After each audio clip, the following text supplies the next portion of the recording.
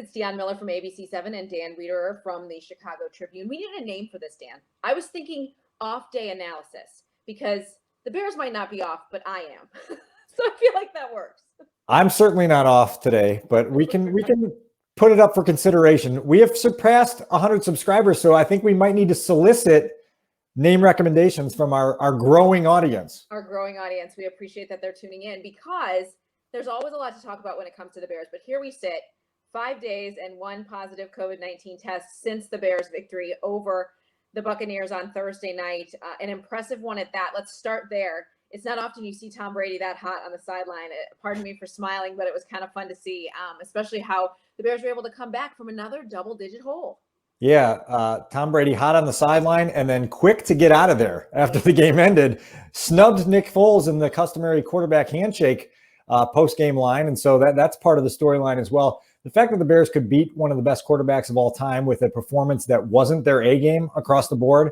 You get behind early, you're down 13-0. It could have been 17-0 really easily, and to have that sort of resilience, which they've shown through 5 games this season, that they are going to be in every game they play because they have enough competitive spirit, enough talent, enough belief to stick around to the end. Obviously, this one ends with a kicker making a field goal in the north end zone at Soldier Field. That doesn't always happen, as you well know. It does not always happen, but it was interesting to me, the turnover of events to just on Friday when Matt Nagy got back on that Zoom call and almost was angry about the lack of attention to detail he saw from his offense after a victory. I've never really seen him that frustrated after a win.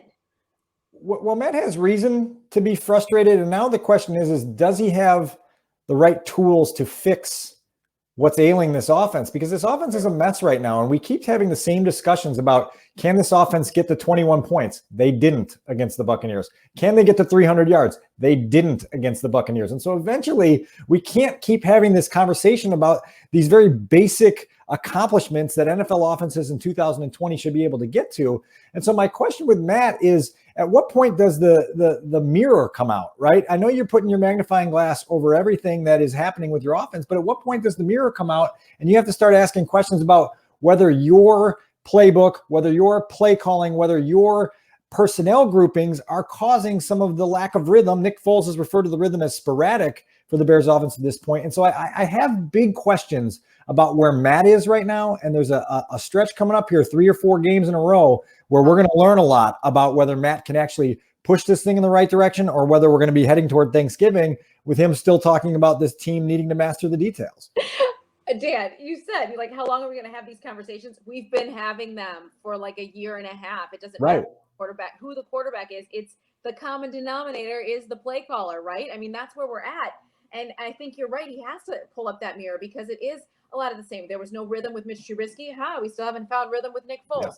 Yeah. There's inconsistencies. They're not getting that big play. They're not scoring that many points. It's the same story, different quarterback, and thankfully a better outcome. So now they're at 4-1 evaluating this as opposed to 1-4, which some would argue they could very easily be that. I mean, they have been losing they've been down in every single game that they've been in. They've not looked impressive. Thank God for a bend don't break defense. That's where they are again. And we've, again, been saying that for at least 2.5 years. Yeah. And so, it takes you down 2 paths, really. First, to your point, they're 4-1. And we've talked about this when they were 3-0 and when they were 3-1 and now when they're 4-1, that they have this cushion now. And so it eliminates that anxiety and that suffocating tension that would be in the building if they were 2-3 and having the exact same offensive problems, right? There would just be this heaviness to everything they do.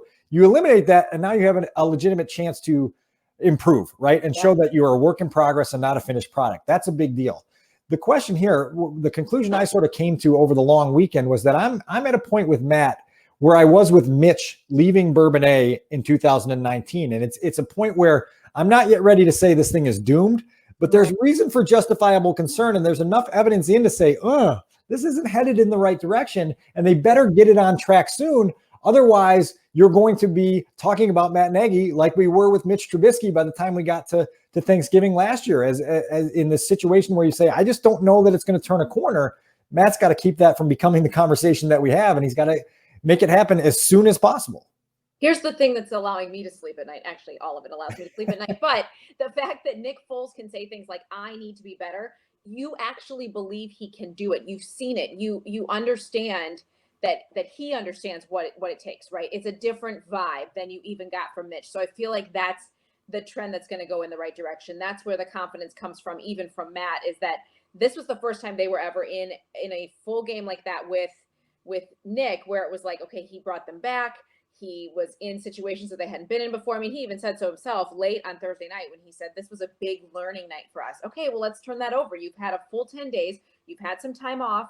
Now it's time to take that next step and find that rhythm with a group of guys who I think are determined to do so. Now, throwing a wrench in all of that is a positive COVID-19 test. Right? I mean, that's going to rock everybody's world in a little way, especially because you're seeing outbreaks in Tennessee, the Patriots. I mean, of all teams I thought would be maybe not abiding by all the COVID-19 rules, it was not the New England Patriots, who I thought might be stumbling, right? And now it seems like every day somebody there is testing positive, and they just keep postponing it. And the dates are, games are moved all over, and it's like you hardly even know who's playing or at what time. So with the Bears to hopefully be able to contain this, but that's going to rock everybody's world and going to be in the back of everybody's mind when they get back on the practice field this week. Right. We have Tuesday Night Football, Dion, and that's part of week 5. And then we're going to wake up and it's going to be Thursday and it's going to be week 6. And it's just all muddled. And this is life in the NFL in 2020. And the league has implemented now, they've changed their protocols to put in game day testing to try to get a little bit larger of a safety net around this thing. Yeah. But these things that have become cases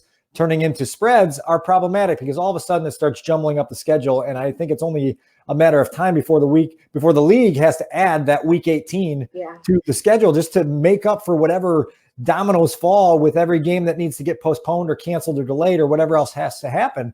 This is the chaos that every single team in the league has to navigate through this year.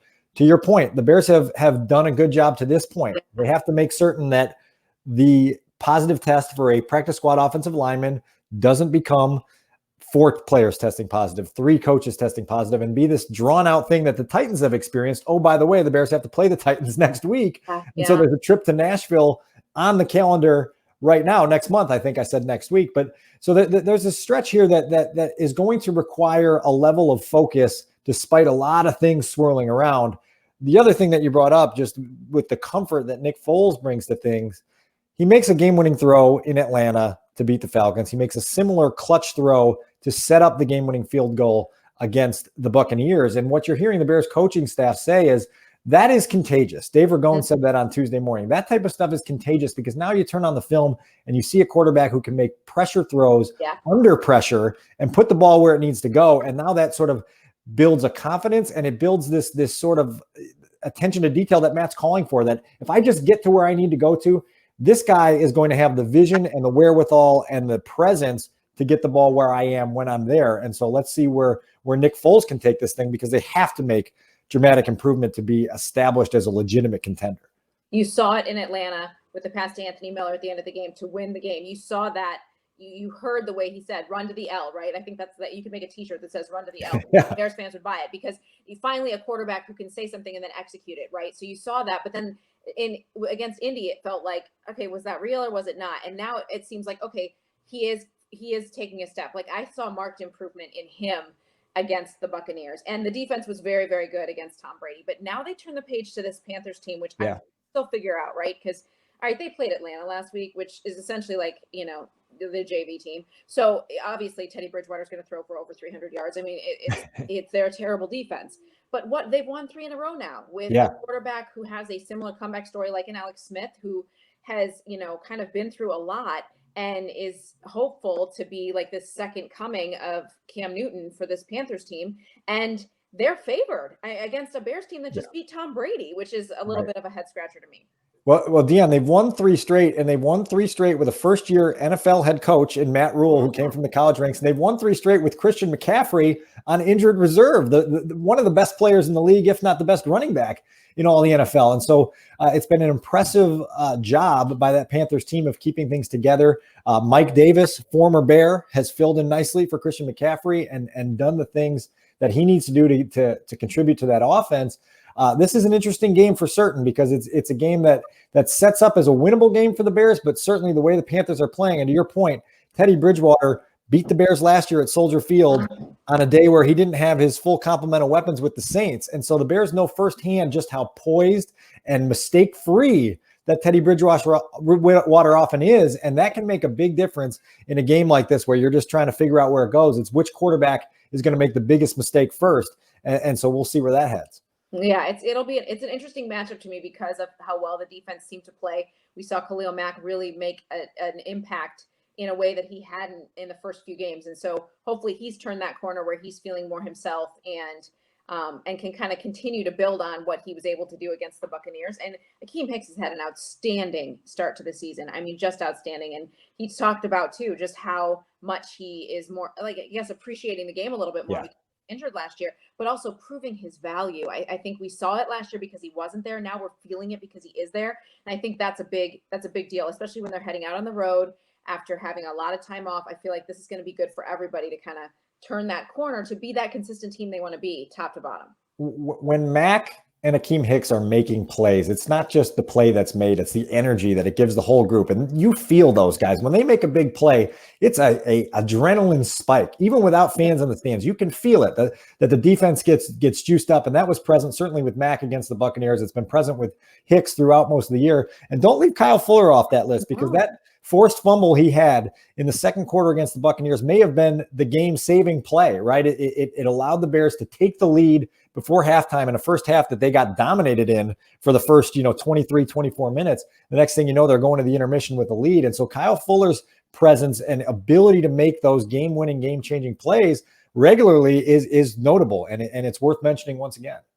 So last year it was that horrible loss in London in early October that kind of tanked the middle of the season. Here's hoping this sets the Bears up for something more positive as they head into the stretch where you said, like, these are some impressive teams that if they continue to win, they could maybe prove all of the naysayers wrong, because right now no one's really believing in this 4-1 team. Well, and again, that's the luxury that the Bears have. At least they are 4-1 and they have naysayers, right? To be 2-3 and be one of these middle tier teams that just has so many flaws and has to work through it with all the anxiety that comes with that. Look, I'll tell you this, if they can make improvement and become a much better team in December than they are here in October, we won't care heading into January how close the win against the Giants was, how ugly the season opener against the Lions was. All you'll be worried about is playing a playoff game, right? And so once you get into the postseason, all of the stuff from the regular season just goes away, and you try to see if you can hit your stride and play winning football when it matters most. To be 4-1 gives you a leg up on a lot of teams around the NFC and trying to get one of those 7 playoff berths. And so the Bears don't have to apologize for any of those wins. You pocket them, you say, thank God we have them, and then you work to get better. Yeah, and you trust, hopefully, that Matt Nagy can continue to point this team in the right direction and make the right calls offensively to set them up for success. He's the dean of coaches in the city right now, which is a head scratcher just 3 years into his tenure. What do you think about that? Yeah, what are we at? 2 years and about 9 months since Matt was hired, and he's now the longest tenured coach in Chicago pro sports. It's absurd. It's absurd. It is crazy how quickly things have turned over. He also is looking for his first playoff win, which a lot of these other franchises have experienced since he became the head coach of the Bears, and so hopefully he can get that sooner rather than later. I'm going to set a modest goal, Dion. I don't know if you've heard this one before for this trip to Carolina. 21 points and 300 yards for the offense. Can they get there? I would like to say yes. I would like to say yes. I'll get on board. I'll get on board with that. I say another Bears win. They will top 21 points and over 300 yards. All right. See where we're at. You're on record. Hopefully you're they'll on record. 5-1. That's what I'm saying. Let's hope for 5-1 and keep on building, and hopefully they'll look like a real NFL offense. We're going to keep on building. We're going to get a name for this. We're going to get more than 200 subscribers the next time we talk to people. It's all about just dialing in, controlling what you can control, taking it one day at a time, and making play. Yes, one day at a time. And wear your mask. It's not hard. That's right. That's right. Thanks, Dan. All right. See you soon.